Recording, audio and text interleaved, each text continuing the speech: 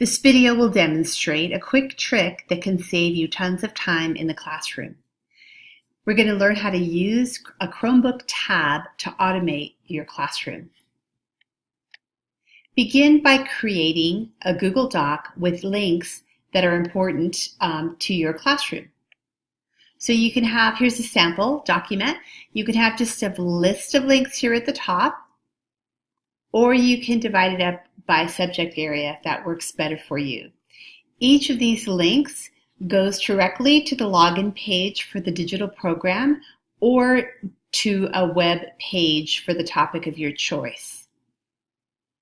Change the share settings on the document by clicking on this blue share button here at the top. Click Advanced, and then here, change this to anyone with the link can view. The can view part is right here. Click Save and Done. And now this document is shared properly so that your students can access it.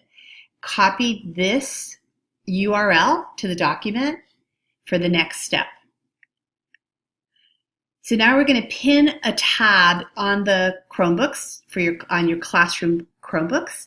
So you're going to need to submit a tech ticket to your tech team and ask them to please pin this URL to a tab on my classroom Chromebooks and include the URL that we just copied from that document you created.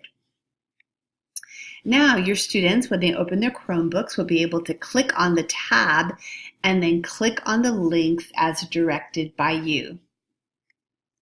Finally, you change or add links throughout the year as needed, but you get to use the same document pinned to the same tab all year long.